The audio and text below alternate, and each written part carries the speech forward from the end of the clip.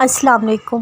جلدی اللہ ایسے کون فرمائے گا، تمہارے صبر کا حق ادا ہو جائے گا۔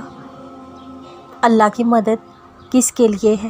اللہ کی مدد ہر انسان کے لیے ہے جو غم میں اللہ کو پکارتا ہے، پھر چاہے وہ گناہ گار ہو یا پھر خطا کار، پھر چاہے وہ کوئی بھی ہو۔ اللہ دلوں میں رہتا ہے، وہیں جہاں دعائیں رہتی ہیں، تو پھر پکارو اسے، آواز لگاؤ اسے، وہ سنتا ہے، وہ ضرور سنے گا۔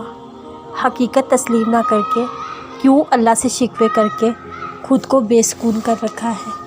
بس یہ یقین رکھا کرو جو اللہ نے ہمارے لیے سوچا ہے وہ ہمارے لیے بہتر نہیں، بہترین ہے۔ میرے رب کی دسترس میں کن فیکون ہے۔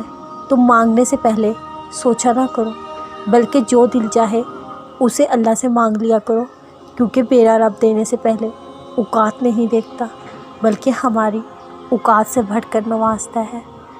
جب اب تک نتیجہ نہیں آیا، جب اب تک رب کا فیصلہ نہیں آیا، تم کیوں خود سے نتیجہ اخذ کر رہے ہو کہ دیری کا مطلب انکار ہی ہے؟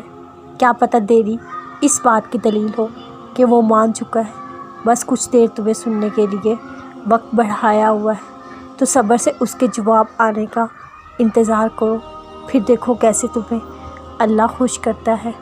معجزے ہوں گے، یقین کرو تمہارے گمان سے باہر کے ہوں گے، لیکن اس کے لیے تم کو صبر رکھنا ہوگا، اللہ کے جواب آنے کا انتظار کرنا ہوگا، اللہ پہ یقین رکھنا ہوگا، پختہ یقین۔ اور جب تم اپنے کام اچھے سے کر لو گے تو پھر دیکھو گے تم اپنی ادھوری دعاؤں کا قبول ہونا ان ذریعوں سے تم نے تصور بھی نہیں کیا ہوگا۔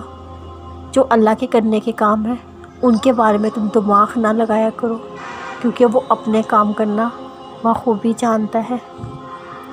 کبھی کبھی اللہ کی رضا کے لیے مشکل فیصلے لینے پڑتے ہیں، کیونکہ انہی مشکل فیصلوں کی وجہ سے ہماری آنے والی زندگی خوبصورت اور خوشگوار ہوتی ہے۔ یقین کریں جو بھی اللہ کی رضا کے لیے کیا جاتا ہے وہ کبھی رائے گا نہیں جاتا۔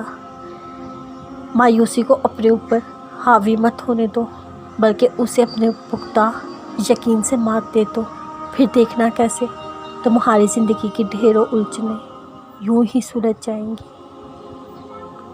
اللہ جب تمہیں انعام سے نوازے گا تم بھول جاؤ گے تم نے کیا کھویا تھا، بلکہ شکر ادا کرو گے اس نے بہتر لے کر بہترین سے نوازا ہے، اور تمہاری دعا بہت جلد سنی جائے گی انشاءاللہ۔